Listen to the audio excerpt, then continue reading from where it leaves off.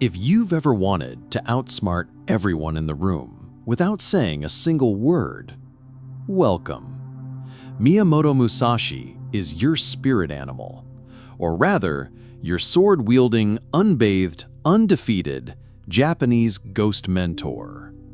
The man was less of a person and more of a walking paradox, equal parts philosopher, artist, duelist, and borderline lunatic. He didn't just beat his opponents, he dismantled them, mentally and physically, like a human chess grandmaster who also happened to own a collection of very sharp metal sticks. Musashi never lost a duel, not one. And this wasn't because he fought timid amateurs. No, he fought seasoned killers, elite swordsmen, entire martial arts schools, people whose idea of a warm-up was slicing bamboo poles in half, and still came out on top. But here's the wild part. Half the time, he didn't even use a real sword. Imagine walking into a fight where your opponent is holding a finely crafted katana worth a fortune, and you're holding a carved piece of driftwood. That was Musashi's energy. He'd stroll onto the battlefield late, sometimes with a boat oar, and still ruin the other guy's afternoon. It wasn't arrogance, it was psychological warfare. He made his enemies lose in their heads before they lost in reality.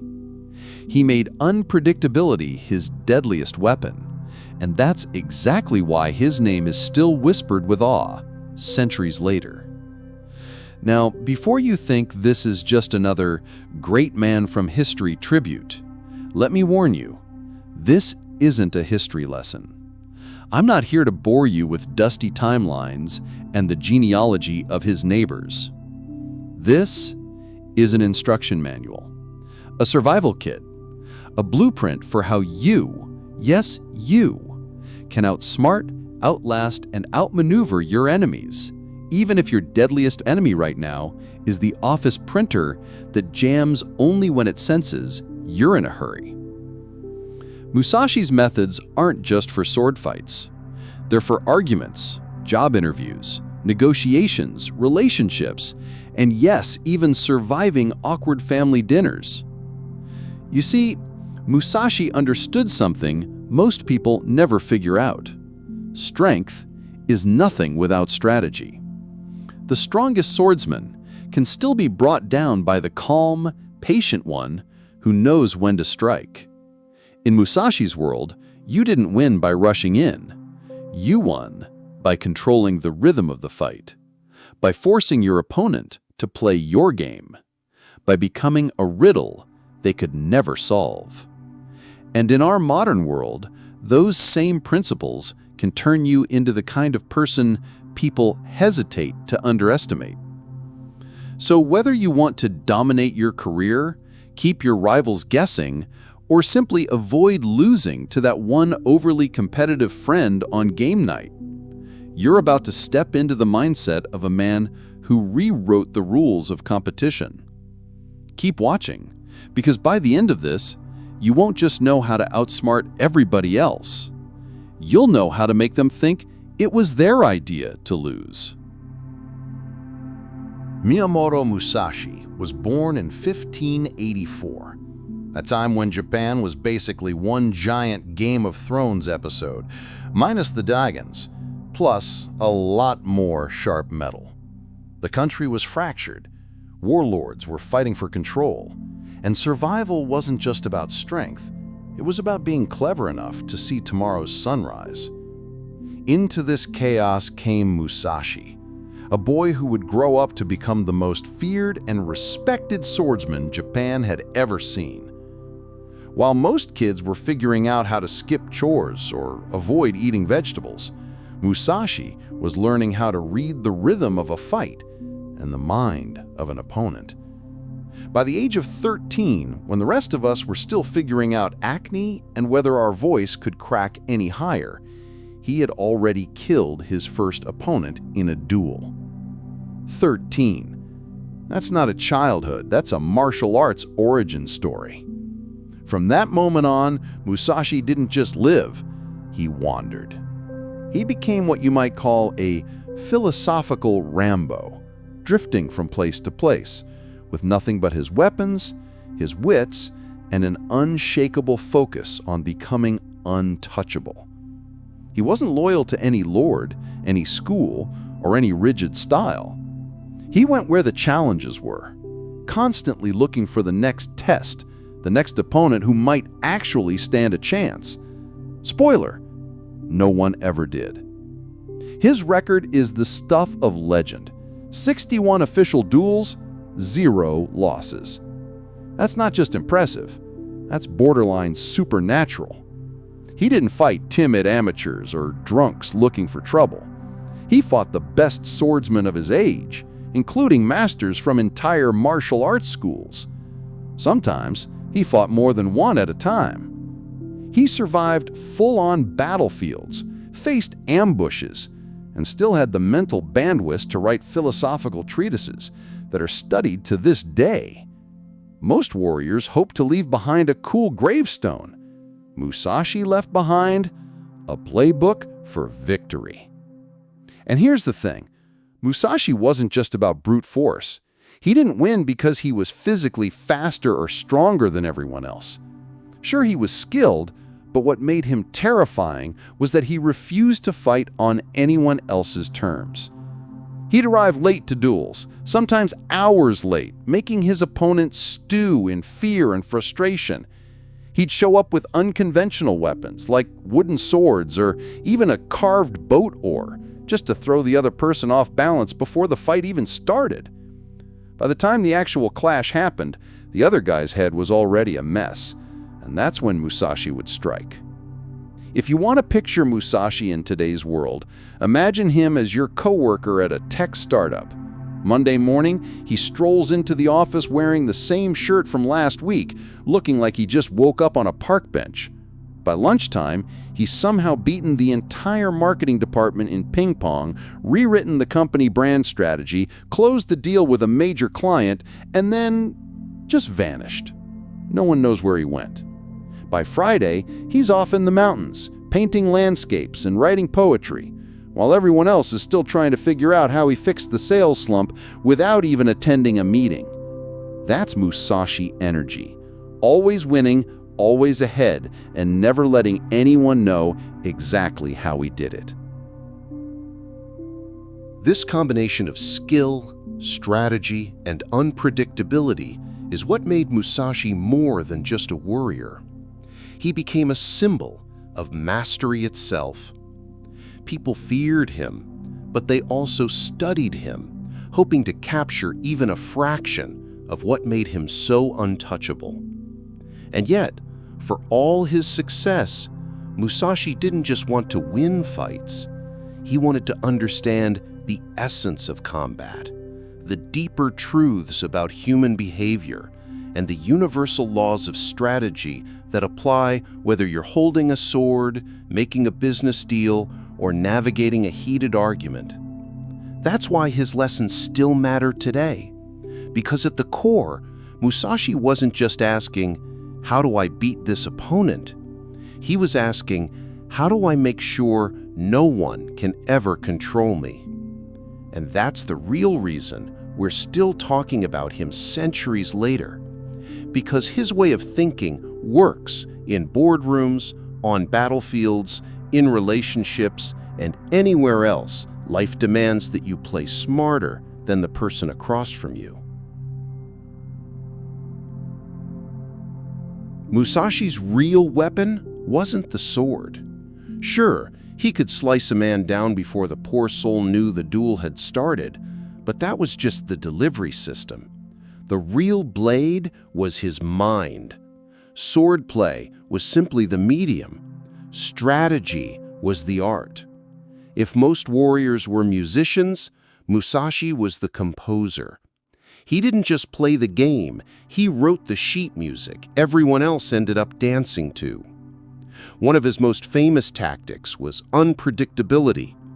This wasn't just showing up with a different sword or wearing a different outfit. This was turning the entire structure of a fight into a question mark. Take his habit of arriving late to duels. Not fashionably late, but aggravatingly, disrespectfully late. While his opponent was pacing in a field, running through attack patterns, and working themselves into a frothy stew of adrenaline, Musashi was taking his sweet time, strolling along, making them marinate in doubt and frustration. By the time he arrived, they were mentally worn down, their breathing ragged, their judgment clouded. In short, they'd already lost. Then there was the infamous boat-oar duel. Musashi was traveling by water to face Sasaki Kojiro, one of the most feared swordsmen of his day. Instead of bringing his best steel, he carved an oar into a crude wooden sword on the boat ride over. Kojiro showed up with a massive, elegant blade nicknamed the clothes-drying pole. Musashi stepped onto the beach with his DIY weapon and a smirk. Minutes later, Kojiro was dead. Why? Because no one expects to die by canoe paddle. The lesson? If you want to outsmart others, make your method your mystery. When they can't predict what's coming, they can't prepare for it. This works far beyond sword duels. In a corporate setting, unpredictability might mean showing up to a meeting with a solution to a problem no one even realized existed yet. While everyone else is arguing over the agenda, you're dropping a fully formed plan that makes you look like you can see the future. In dating, it might mean bringing a deep, thought-provoking question to a shallow conversation. While everyone else is talking about their favorite Netflix shows, you casually drop, "Do you think love is a decision or a feeling?" Congratulations, you just became the most memorable person in the room. Musashi's genius was his ability to play 4D chess while everyone else was stuck on checkers. He didn't just anticipate what his enemy was doing, he anticipated what they felt like doing. He knew how to provoke fear, lure out aggression, and plant doubt like seeds in their mind. He fought humans, not swords. He understood that if you control the mind, the body follows. You can see the same principle in sports, politics, or even arguments with toddlers. The person who controls the emotional rhythm controls the outcome. If you think about it, most people today lose this advantage because they're too easy to read. We broadcast our intentions to the world before we even act. We post our workout plans on social media, we hint at our moves in meetings, and we share our every thought on Instagram stories. Musashi would be appalled. In his world, information was ammunition. You didn't hand it out for free. The less they knew, the more they had to guess. And the more they guessed wrong, the more you won. And here's the beautiful part. This isn't about being manipulative for cruelty's sake. It's about holding the advantage, so you're not constantly reacting to other people's moves. Most of us live reactively. Someone sends an email, we reply. Someone insults us, we defend ourselves. Someone challenges us, we immediately accept the terms they've set. Musashi flipped that script. He set the terms. He dictated the location, the timing, the mood, even the weapons. By doing so, he made sure the fight, literal or metaphorical, was already tilting in his favor before it began. Think about your own life. How often do you walk into a situation that's already been framed for you by someone else's rules? That's where Musashi's mind games come in. Sometimes winning isn't about overpowering the other person, it's about rearranging the battlefield so they can't win at all. You too can outwit your enemies. Just stop oversharing on Instagram, stop telling everyone your next move, let them think they've got you figured out, and then quietly pull the floor out from under them. That's how you stop playing the game on their terms and start making them play on yours. Hey, quick pause. If at any point during this video you've thought, you know what, I could totally take my boss in a duel if I had a broomstick, then congratulations, you found your people. This is Quiet Questions, the place where we crawl inside the minds of geniuses, lunatics, and the occasional sword-swinging philosopher who somehow manages to be both, like Miyamoto Musashi. If you want to think sharper, move quieter, and win without anyone realizing how you did it, now's the time to hit that subscribe button. Let's get smarter and just a little sneakier together. Musashi's crowning intellectual achievement was The Book of Five Rings, a philosophical war manual written while he was basically dying, sitting alone in a cave, surrounded by nothing but his thoughts, his sword, and the occasional mountain breeze. No regrets, no, maybe I should have settled down, no wistful glances at the life he could have lived. He had fought his fights, won his battles, and now he was distilling a lifetime of mastery into 5 deceptively simple principles. It wasn't just about swordplay. It was about how to approach anything in life that requires precision, timing, and strategy. The 5 rings are earth, water, fire, wind, and void. And while they sound like something ripped from a martial arts video game, they're actually deeply practical once you strip away the poetic samurai language and translate them into modern life. Earth is about knowing your foundations. This is the bedrock, the unshakable fundamentals you fall back on when everything else is chaos. In Musashi's world, this meant knowing the basics of sword grip, stance, and timing so well they were second nature. In your world, it might be as simple as remembering your password without having to reset it every 2 weeks, or knowing your job so well that a surprise challenge doesn't send you into a panic. Without earth, you're building castles in the sand, and Musashi would rather die than build on sand. Water is about adaptability. Musashi could shift styles in the middle of a fight, depending on the enemy's strengths and weaknesses. Water changes shape to fit its container, and so must you. In modern terms, this could mean adjusting your personality slightly to blend in to different groups. Yes, like suddenly becoming an extrovert when the Wi-Fi password is at stake. It's the skill of reading the room, changing tactics on the fly, and flowing around obstacles instead of bashing your head against them. Fire is controlled aggression. Musashi understood that sometimes you can't win by playing nice. You have to strike hard and fast at the right moment. Fire is knowing when to turn up the heat. In his day, it was pressing the attack until the enemy broke. In ours, it's launching that bold business move before your competitors see it coming, or snagging the last discounted TV on Black Friday while the rest of the store is still waking up. Fire is decisive, relentless, and burns through hesitation. Wind is about studying others, not just knowing your own style, but understanding the styles of everyone else. Musashi didn't limit himself to his own school. He learned from rivals, dissected their methods, and used their habits against them. In the modern world, this means paying attention to how other people operate, especially your in-laws, who have their own battle-tested family politics. The better you understand someone else's style, the easier it is to disrupt it. And finally, void, the most mysterious of the 5. The void is about embracing the unknown. It's accepting that not everything can be measured, predicted, or explained, and learning to thrive in that uncertainty.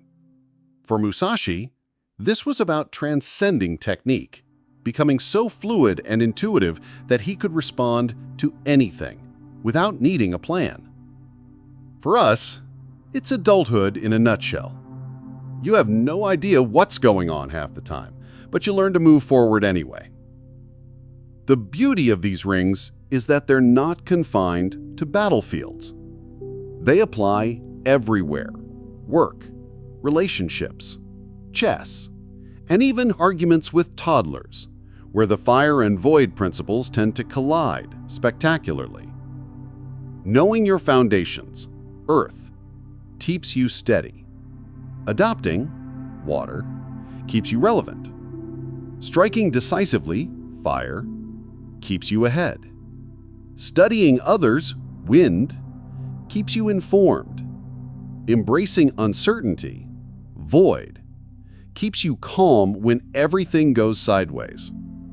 Musashi summed it up with one of his most famous lines: "You must understand that there is more than one path to the top of the mountain." In other words, there's not just one way to win.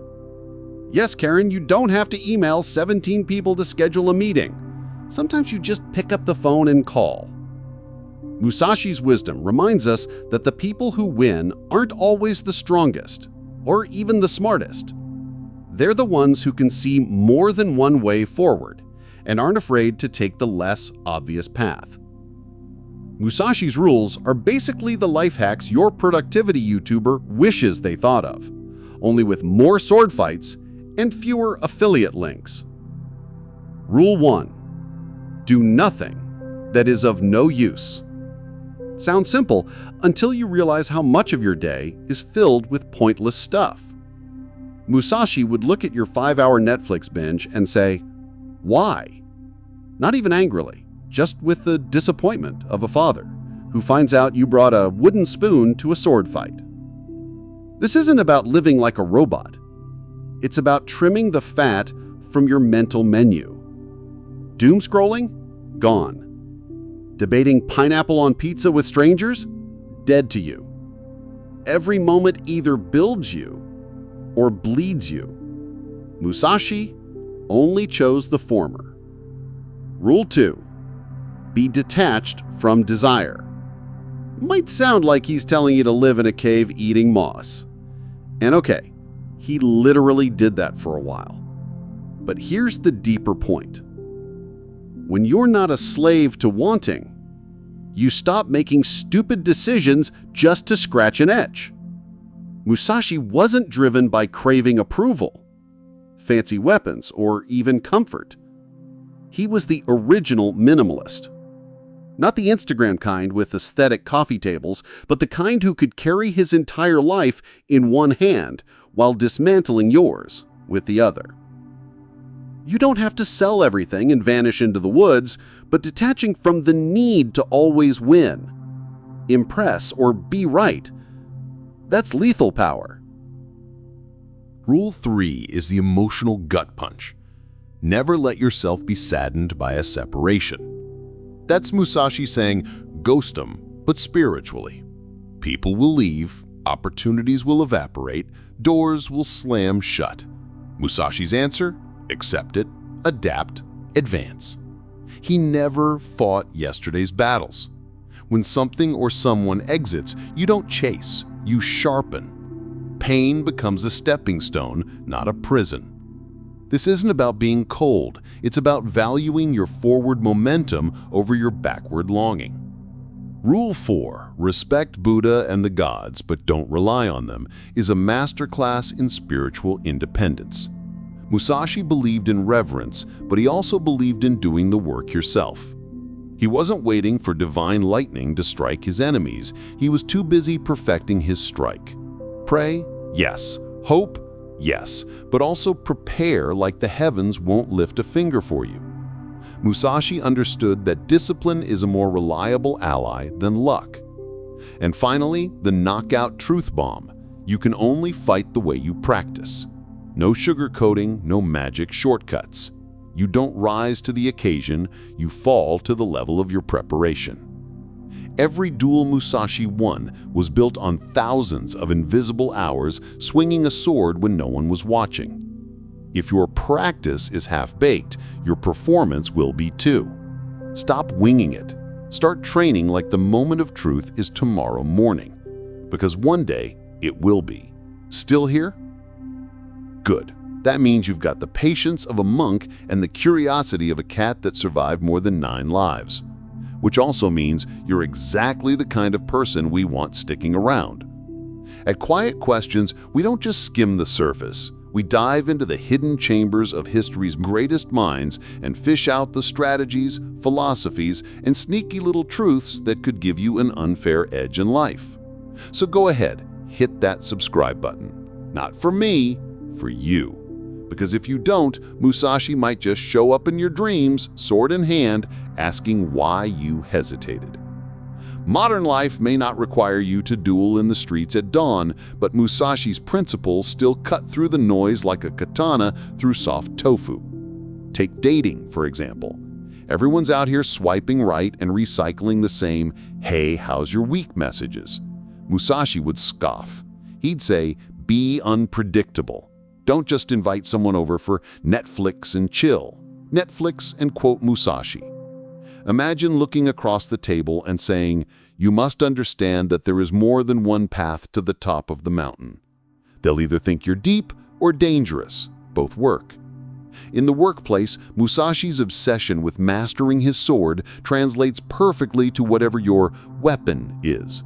If that's Excel, then your spreadsheet should be cleaner than a samurai's blade. If it's Photoshop, your layers should be sharper than a duel at dawn.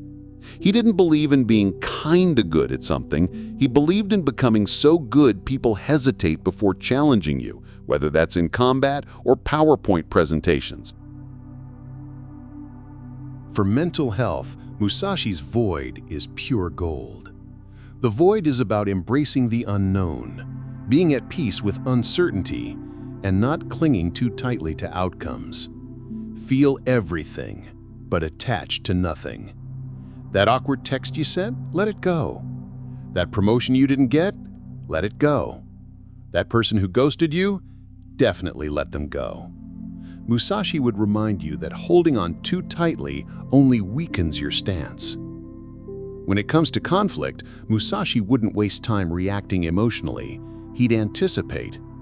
Think of office politics as a chessboard. Every conversation, every just checking in email, every passive-aggressive comment in a meeting is a move. Musashi wouldn't flip the table. He'd quietly checkmate you in 3 turns. His battles were won long before his opponent even realized they were in one. And here's a side of Musashi people forget. He wasn't just a swordsman. He painted. He wrote poetry. He carved sculptures. He explored beauty with the same intensity he explored battle. Why? Because he understood that mastering only one skill makes you predictable, and predictability is a weakness. In today's terms, don't just code, also learn photography. Don't just run marathons, also take salsa classes. Be deadly and delightful. The moral? Musashi's genius wasn't just in how he fought, but in how he lived. He understood that the more dimensions you have, the harder you are to defeat, and the richer your life becomes. Whether you're navigating love, work, mental health, conflict, or creativity, his principles are timeless weapons. Wield them well. Musashi's final duel wasn't fought with swords, shields, or armies. It was fought quietly, alone, and with something far more formidable: death itself. In his later years, he retreated to a cave, not out of fear or defeat, but out of deliberate choice.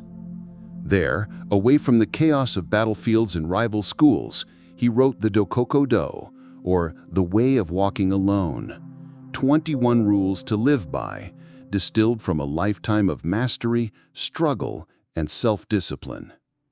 These rules weren't just philosophical musings, they were a roadmap for facing life's ultimate opponent with clarity, courage, and calm. Musashi didn't just accept death, he embraced it, because he had lived fully, strategically, and on his own terms. There's a lesson here that transcends centuries. You don't need a sword to win your battles, but you do need a code. A set of principles that guide your decisions when the path is unclear, when the stakes are high, and when the world is trying its best to knock you off balance. Outsmarting the world begins not with defeating others, but with mastering yourself. When you can control your mind, your emotions, and your actions, you become untouchable. Like Musashi, you create a presence so strong that others hesitate before challenging you, not because they fear violence, but because they sense your calm confidence and relentless focus. So here's the final punch. You could try to be the smartest person in the room, constantly battling for attention and proving your worth. Or you could be like Musashi, silent, strategic, and so unsettlingly competent that the smart people leave the room out of respect, or maybe just because it's easier than competing with you. That's the power of outsmarting, not by shouting louder, but by moving smarter, faster, and with intent. Live your life like your greatest duel is with yourself and win it every day. That's the legacy of Miyamoto Musashi. That's how you outsmart everybody else. You made it to the end. That means you're no ordinary watcher. You're Musashi material. Now take what you've learned and go scare people with your mysterious calm, that quiet power that makes others second-guess every move they make around you. This is Quiet Questions, where thinkers become warriors and strategy beats strength every time. Until next time, remember, the sword is in the mind, and so is your enemy. Keep your edge sharp, and the world will never see you coming.